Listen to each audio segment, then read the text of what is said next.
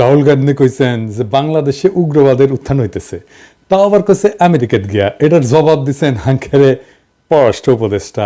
একটা যে ন্যারেটিভ যে শুধুমাত্র একটি দল ছাড়া বাকি সবাই উগ্রবাদী, এই ধরনের একটা ন্যারেটিভ প্রচার করার চেষ্টা হচ্ছে মিডিয়াতে। আমি মনে করি যে এটা থেকে ভারতের বের হয়ে আসা প্রয়োজন।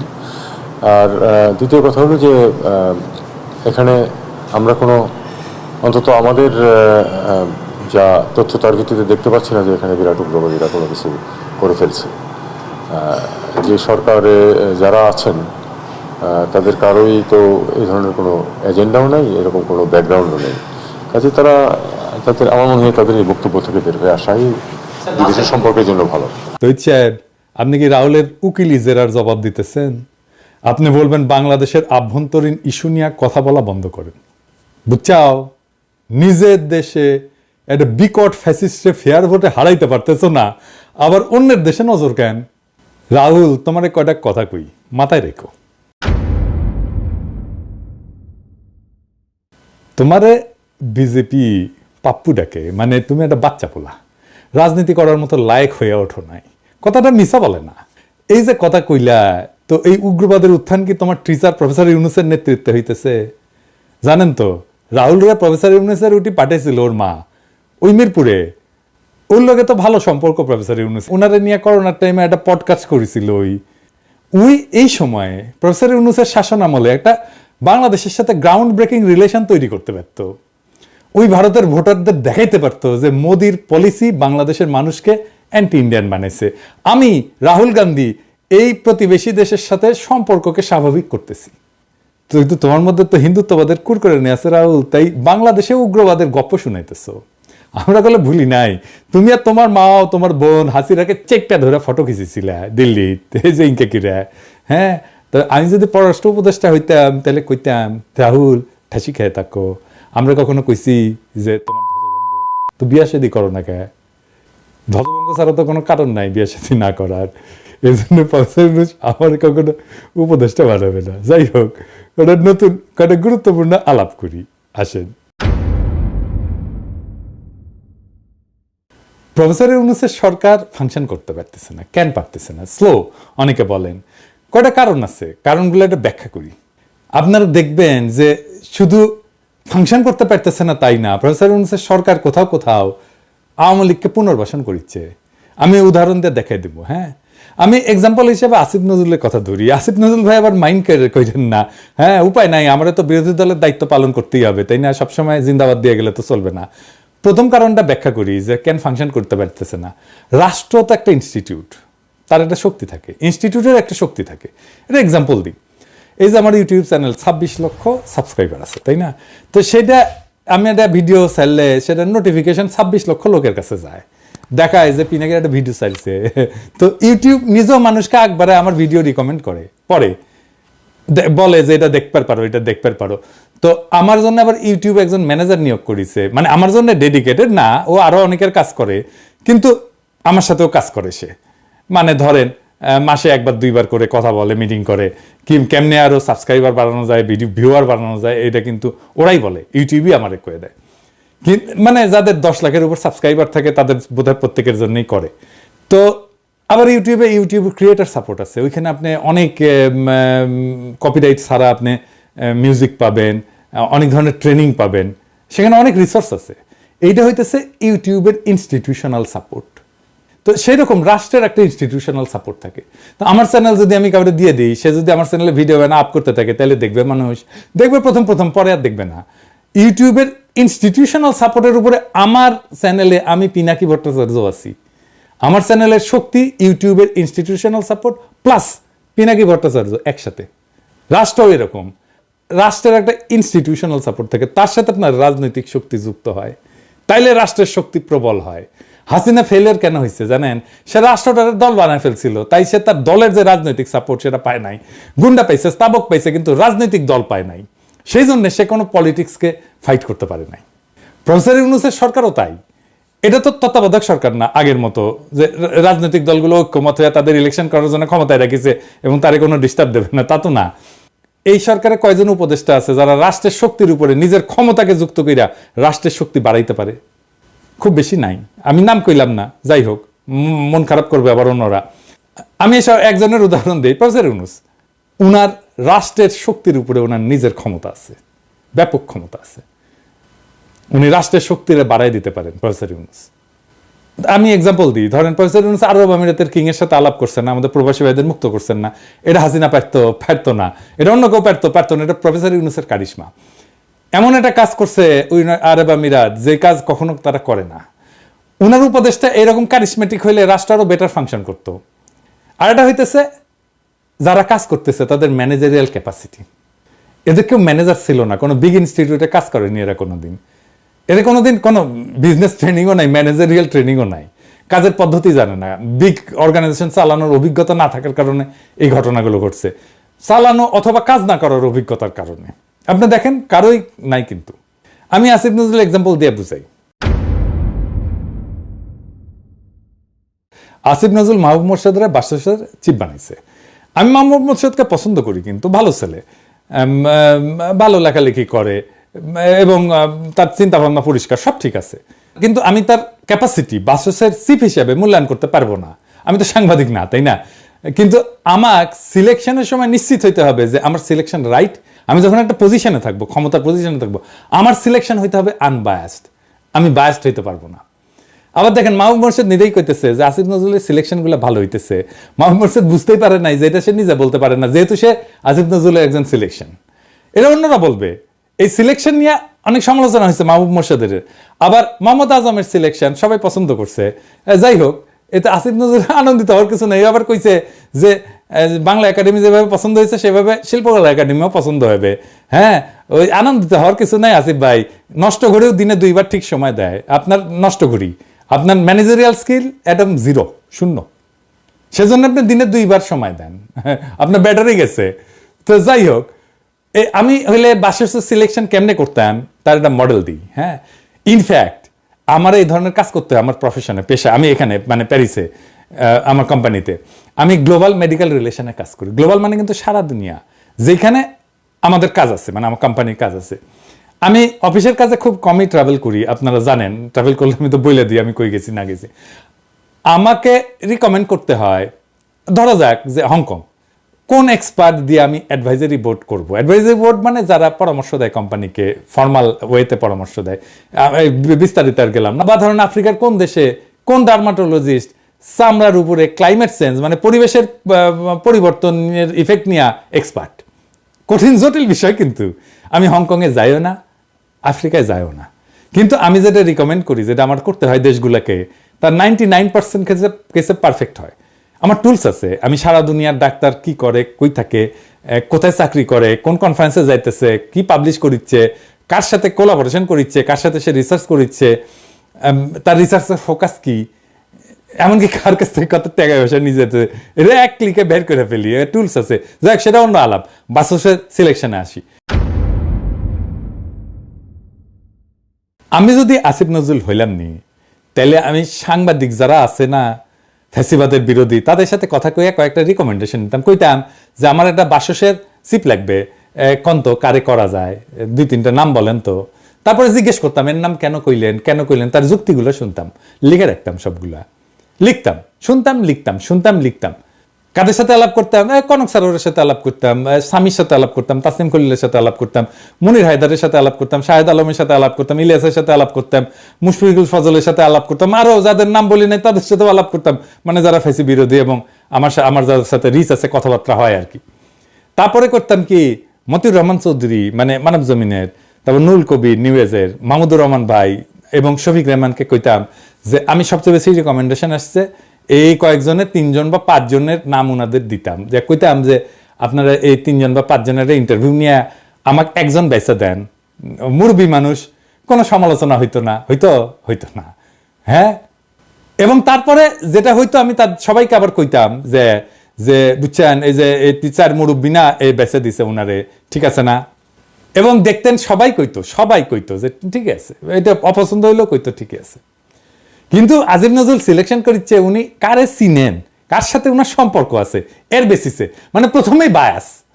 এর মধ্যে বিএসএমএম এর ভিসি খসরু ভাইকে দিচ্ছেন, সাইদুর রহমান খসরু ভাই। আমি ওনার পছন্দ করি খসরু ভাইকে, কিন্তু এটা কিন্তু পছন্দ করেনি অনেকেই। মানে বাইর করছে তারা যে গণস্বাস্থ্য আর গণবিশ্ববিদ্যালয়ের ট্রাস্টি বোর্ডে আসিফ নজরুল আছে, রেজনা আছে, ফরিদাপা আছে, মানে 3 জন আছে এই সরকারের উপদেষ্টা।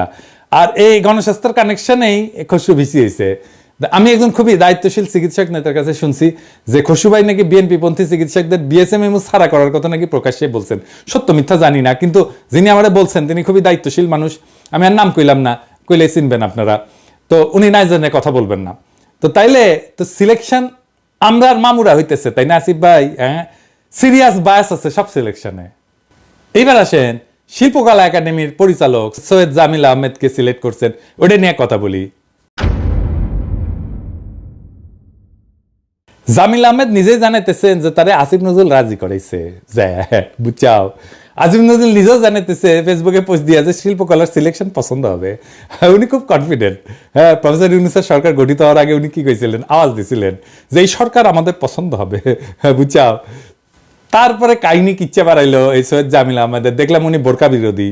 তারপরে দেখা গেল মুজিবের মূর্তি ভাঙছে জনতা, ধানমন্দির 32 নম্বর পুড়েছে, আর জামিল আহমেদ কান্দে শেষ আর কি। হ্যাঁ, হাউ মাউ করে কান্দে শেষ, পারে তো গড়াগড়ি দেয় আর কি। আমি এনে গুগল করে দেখলাম উইকিপিডিয়ায় যে মালতে কে। আসেন আমরা একসাথে পড়ি গুগল থেকে, উইকিপিডিয়া থেকে। ওই লিখিচ্ছে উইকিপিডিয়ায় 1975 সালে তিনি Indian council for cultural relation থেকে একটা বৃত্তি লাভ করছে। ঢাকা বিশ্ববিদ্যালয়ের ইংরেজি সাহিত্যের অনার্স পড়া বাদ দিয়া দিল্লির ন্যাশনাল স্কুল অফ ড্রামাতে যোগদান করেছে। তারপর 1975 থেকে 78 পর্যন্ত 3 বছর উনি পড়াশোনা করেছে। তারপর ইব্রাহিম আলকাজি এবং বিবি কারান্তের অধীনে আরো 1 বছর শিক্ষানবিশ ফেলো হিসেবে কাজ করেছে 4 বছর। আলকাজি তাকে ওয়েস্টার্ন থিয়েটারের ব্যাপারে এবং কারান্ত তাকে দক্ষিণ এশিয়ার ঐতিহ্যবাহী থিয়েটারের ব্যাপারে সম্যক জ্ঞান নাকি দান করেছে, বুঝছাও। India trend. হ্যাঁ, 4 বছর ছিল ওটি। হ্যাঁ, মানে হাসিনার পোলা মাইয়া যেরকম ইন্ডিয়াত পড়াশোনা করেছে উনকে আর কি। মানে একটা জিনিস মাথায় রাখবেন যে কে কোটি পড়িচ্ছে তার উপরে তার মাইন্ডসেট তৈরি হয়, বুঝছাও। আমার মাইন্ডসেট হচ্ছে বগুড়ার মাইন্ডসেট, রাজশাহীর মাইন্ডসেট আর প্যারিসের মাইন্ডসেট, কারণ এই জায়গাগুলোতে আমি পড়েছি, বুঝছাও।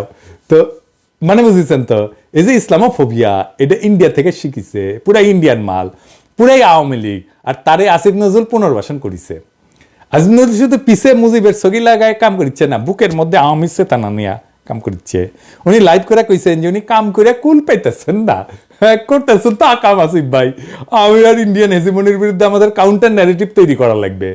আমাদের 3টা রাষ্ট্রীয় প্রতিষ্ঠানে পুনর্দখল করা লাগবে, বাংলা একাডেমি, শিল্পকলা একাডেমি আর ইসলামিক ফাউন্ডেশন।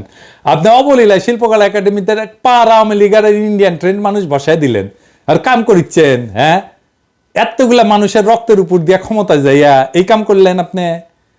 উপদেষ্টাগিরি ছাড়লে তো আপনি রাস্তায় হাঁটতে পারবেন না আসিফ ভাই। হ্যাঁ, কি অবস্থা হবে আপনি টের পাচ্ছেন না। 7 দিন টাইম দিলাম আপনারে, ওটা হটাবেন, নাইলে টের পাইবেন হাউ মেনি প্যাডিতে হাউ মেনি রাইস। আসিফ ভাই, আপনি গেলে আমার চিন নাই। হ্যাঁ, আমি গেলে যখন ধরুম না কাচ্ছপের কামড় দিয়া ধরুম। হ্যাঁ, পরে আর সরি করার টাইম পাবেন না, সেজন্য 7 দিন সময় দিয়ে দিলাম। আর আমি আমার এপিসোডের শেষে একজন শহীদের গল্প বলি, আজকে একটা গল্প বলবো। আসিফ ভাই, আপনিও শুনেন, কাদের রক্তের উপর দিয়ে আইসা সেই রক্তের সাথে বেইমানি করিচ্ছেন সেটা শুনে নেন। একটা একতলার বন্ধ ঘর, সামনে লেখা মর্চুয়ারি। তার পাশেই আর একটা বিচ্ছিন্ন একতলা ছোট ঘরের সামনে মানুষ ঠেলাঠেলি করছে। মর্চুয়ারির অফিস, 3-4 জন আনসার সদস্য ভিড় সামলাচ্ছে। কোনো রকম ভেতরে উকি দিয়ে দেখি একটা সরু টেবিল সামনে নিয়ে একটা বেঞ্চে 2-3 জন কর্মচারী বসে আছেন। তাদেরকে আপাদমস্তক ঘিরে রেখেছে জনাবিশেক মানুষ। সবাই টেবিলের উপরে ঝুঁকে আছে, ঝুঁকেই আছে, সরে গিয়ে কাউকে জায়গা দিচ্ছে না। বোঝাই যাচ্ছে এখানে শৃঙ্খলা বলে কিছু নেই। কিন্তু বিশৃঙ্খল অবস্থায় যেরকম হট্টগোল হবার কথা, তার বদলে একটা অস্বস্তিকর নীরব ধীরতা। 20 জুলাই সকালবেলা, তখন 11:30টার মতো বাজে।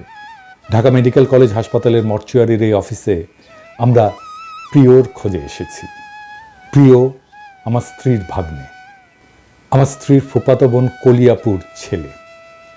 28-29 বছর বয়স, একটা অনলাইন নিউজ পোর্টালে সাংবাদিকতা করত। ছিপছিপে গরম, মুখে সবসময় একটা লাজুক হাসি ধরে রাখত। ছাত্রত্ব ঘুচেছে, বেশি দিন হয়নি। ছাত্র আন্দোলনেও সে জড়িয়ে পড়েছিল। আগের দিন রাত 10টার দিক থেকে বিচ্ছিন্ন খবর আসতে লাগলো, সম্ভবত গুলি লেগেছে প্রিয়র। তাহির জামান প্রিয়, একজন ভিডিও সাংবাদিক।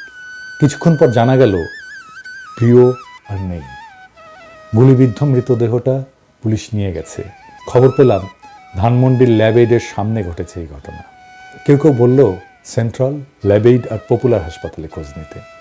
পুলিশ নাকি লাশ আগে কাছের হাসপাতালগুলোতে নিয়ে যাচ্ছে। 19 তারিখ রাত 12টা থেকে কারফিউ শুরু। দুদিন ধরে বন্ধ আছে ইন্টারনেট। হাসপাতালগুলো থেকে কোনো খবর পাওয়া গেল না। পুলিশের চেনা লোক ধরে জানতে চাইলাম ধানমন্ডি বা কলাবাগান থানায় এই নামে কোনো লাশ এসেছে কিনা। তারা জানালো আসেনি। সকালবেলায় মোটামুটি নিশ্চিত খবর পেলাম ঢাকা মেডিকেল কলেজ মর্গে আছে প্রিয়। 11টা থেকে 2 ঘন্টার জন্য কারফিউ তোলা হবে। আমার শ্বশুর আর আমি একটা অ্যাম্বুলেন্স নিয়ে ছুটলাম। পথে তুলে নিলাম মিতুলাপাকে, প্রিয়র মা, কলিয়াপুর বন্ধু। গিয়ে দেখলাম শ্রেষ্ঠ আগেই পৌঁছেছে সেখানে। শ্রেষ্ঠ আমাদের আরেক ভাগ্নে, প্রিয়র খালাতো ভাই। প্রিয়র এক চাচি আগে থেকেই ছিলেন সেখানে। রেজিস্টারে নাম পাওয়া গেল না প্রিয়র। আমি কিভাবে বললাম একটু অজ্ঞাতনামার লিস্টটা দেখলে হতো না। সেই লিস্ট এনেও দেখা গেল সেখানেও প্রায় 10টার মতো লাশের বর্ণনা, শুধু একটা ক্রমিক নাম্বার দেওয়া আছে। নাম্বারের একটা কাউন্টার লেভেল লাশের গায়ে সাঁটানো। বয়স, সময় ইত্যাদি মিলিয়ে 2টো লাশের শর্টলিস্ট করে লাশ শনাক্ত করতে গেল শ্রেষ্ঠ। প্রায় 40 মিনিট পরে ফিরে এসে বলল পেয়েছে প্রিয়কে। আমার শ্বশুর ব্যস্ত হয়ে পড়লেন তাড়াতাড়ি ফর্মালিটি শেষ করার জন্য। শ্রেষ্ঠ আমাকে আস্তে করে বলল অবস্থা বেশি ভালো না খালু। একটা ঘুপচি বদ্ধ ঘরে 20-25টা লাশ মেঝেতে ফেলে রেখেছে। একটা ফ্যান পর্যন্ত নেই। লাশগুলোর উপরে চাদর নেই, এলোমেলো পড়ে আছে। একজনের পা উঠে আছে আর একজনের গায়ে, আর রক্ত, চাপ চাপ চুইয়ে পড়া রক্ত। আমি বললাম সেই সন্ধ্যার সময় গুলি লেগেছে, এখনো তাজা রক্ত দেখলে? শ্রেষ্ঠ বলল কি করে বলি, এত রক্ত কোনটা কার বোঝার উপায় নেই। প্রিয়র বন্ধুরা এসে পড়ল এর মধ্যেই। 2-1জনকে পেলাম যারা ঘটনার সময় ছিল ওর সাথে। আগে মিছিলে গিয়েছিল ওরা সবাই, ফিরছিল। সেন্ট্রাল রোডে ওদের আরেক বন্ধু মেধার বাসা। মেধাকে বাসায় পৌঁছে দিতে ওরা 4-5 জন হেঁটে আসছিল। সায়েন্স ল্যাব থেকে গ্রিন রোডে ঢুকে সেন্ট্রাল রোডের মাথায় আসতেই গুলির শব্দ কানে আসে। ওরা দৌড়ে সেন্ট্রাল রোডের ভেতরে ঢুকে যায়। প্রিয় ছিল সবার পেছনে। হঠাৎ ওরা পেছন তাকিয়ে দেখে প্রিয় পড়ে গেছে। তখনও মুহুর্মুহু গুলির আওয়াজ আসছে। ল্যাবেডের আরেকটু পেছন থেকে কোনাকুনি গুলি করছে পুলিশ। গুলি থামলে ওরা সামনে এসে দেখে প্রিয়কে নিয়ে গেছে পুলিশ। মাথার পেছনে নিচের দিকের বাঁ সাইডে লেগেছে গুলি। সেন্ট্রাল রোডে ঢোকার মুখে রাস্তার পিছে রক্ত লেগে আছে। প্রিয়র লাশটা পুলিশ মর্গে ফেলে রেখে দিয়ে চলে গেছে। অজ্ঞাত পরিচয়ে একটা ডেথ সার্টিফিকেট করা হয়েছে, তাতে শুধু লেখা আছে গানশট ইনজুরি। এখন ঘটনাস্থল যে থানার অধীনে, সে থানার পুলিশকে লাশের সুরতহাল তৈরি করে তারপর অটোপসির জন্য পাঠাতে হবে। এদিকে থানা নিয়ে প্রচণ্ড কনফিউশন তৈরি হয়েছে। কলাবাগান, ধানমন্ডি আর নিউ মার্কেট, এই 3 থানার যে কোনো একটা হতে পারে সংশ্লিষ্ট থানা। আমি ভাবলাম যেহেতু ধানমন্ডি আর কলাবাগান থেকে কাল রাতে কোনো খবর পাইনি, নিউ মার্কেট থানায় যোগাযোগ করা যাক। ততক্ষণে আবার কারফিউ শুরু হয়ে গেছে। প্রিয়র বন্ধুরা অ্যাম্বুলেন্স নিয়ে ছুটল নিউ মার্কেট থানায়। এদিকে মর্চুয়ারিতে তখনও বুলেটবিদ্ধ লাশ আসছে। খোলা আকাশের নিচে লাশের স্ট্রেচার রেখে রেজিস্ট্রি ফর্ম পূরণ করছে মানুষ। বেশিরভাগ লাশের বয়সই 20 থেকে 35-এর মধ্যে। শার্টগুলো খুলে নিয়েছে আগেই, বোধহয় ডেথ সার্টিফিকেট তৈরি করার জন্যে পরীক্ষার সময়। বেশিরভাগের পরনে প্যান্ট, একজনের পরনে দেখলাম লুঙ্গি। একটা কম বয়সী ছেলের লাশের দিকে তাকিয়ে হঠাৎ আমার নিঃশ্বাস বন্ধ হয়ে গেল। ফারদিন, আমার স্কুল ফ্রেন্ড। স্কুল মাঠের শেষ প্রান্তের পুরনো পরিত্যক্ত বিল্ডিংটায় আমরা রহস্য খুঁজে বেড়াতাম একসাথে। একটু পরে সম্বিত ফিরে পেলাম। এত বছর পরে ফারদিন নিশ্চয়ই আর দেখতেই কিশোরের মতো নেই। আর এই ছেলেটা ফারদিনের তুলনায় কিছুটা বেটে আর কৃষকায়। এতক্ষণ লক্ষ্য করিনি। আমার পেছনে দাঁড়ানো একজন মহিলা হঠাৎ বলে উঠল, এরা কি পায়েও গুলি করতে পারে না? সবাইকে বুকে আর পেটে গুলি করছে। কথাটা শুনে আশপাশ থেকে অনেকে তার মুখের দিকে তাকালো, কেউ জবাব দিল না। আমি ভাবলাম বলি, আর মাথায়ও, আর বললাম না শেষ পর্যন্ত। এসআই এসে লাশ দেখে আবার স্পট পরিদর্শনে গেল। নিশ্চিত হতে হবে এই লাশ তার থানার এখতিয়ারভুক্ত কিনা। শেষে নিশ্চয়তা পাওয়ার পর সুরতহাল তৈরি করে অটোপসির জন্য পাঠাতে পাঠাতে প্রায় 6টা বেজে গেল। লাশ কাটা ঘরের সামনে তখন স্ট্রেচারের ঘাটতি। লাশগুলো চাদর ধরে এনে অবিন্যস্ত ফেলে রেখেছে মেঝেতে। মেঝেতে আর দেয়ালে রক্তের খসটানো দাগ। বাইরে থেকে রক্ত, মাংস, ফিনাইলের ঝাঁঝালো গন্ধের ধাক্কায় আমি ছিটকে এসে বাইরে আম গাছতলায় দাঁড়ালাম। কে যেন বলল, এখানে কফিন পাওয়া যাচ্ছে, একটা এখনই কিনে রাখুন, পরে নাও পেতে পারেন। নারায়ণগঞ্জের আসগর আলী সাহেব একটা কফিনের দরদাম করছেন। আমাকে বললেন তার শালা পেটে গুলি লেগে মারা গেছে। নারায়ণগঞ্জে একটা মুরগির দোকান চালাতো।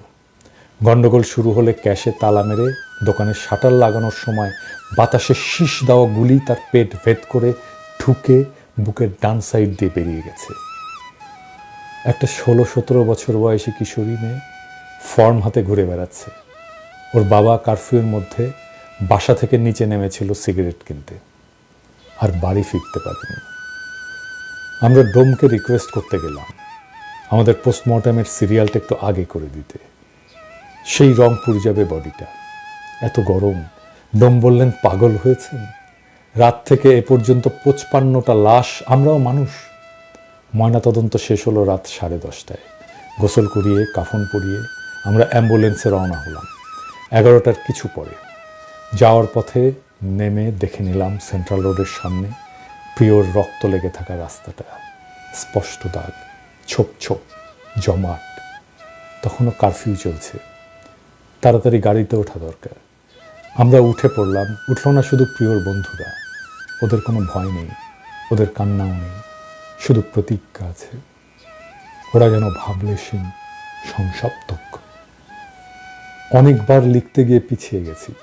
এই দুঃস্বপ্নের সাথে আরেকবার বোঝাপড়া করতে সাহস হয়নি। শেষে ভাবলাম এই গল্পটাও এই মহান গণ আন্দোলনের আমাদের যৌথ স্মৃতির অংশ। এই দলিল থাকা দরকার। একটা 3 বছরের মেয়ে আছে প্রিয়র। প্রিয়কে সে শুধু বাবা বলে ডাকে না, বলে আমার প্রিয় বাবা। কি মিষ্টি লাগে শুনতে, যেন প্রত্যেক কথায় কথায় বাবাকে চিঠি লিখে চলছে। এমন হাজারো শহীদের রক্তে গাঁথা হয়েছে এই বিপ্লবের ইতিহাস। এই বিপ্লবের ইতিহাসের সাথে যারা বেইমানি করবে, শহীদের রক্তের সাথে যারা বেইমানি করবে, তাদের ক্ষমা নাই। ইনকিলাব জিন্দাবাদ।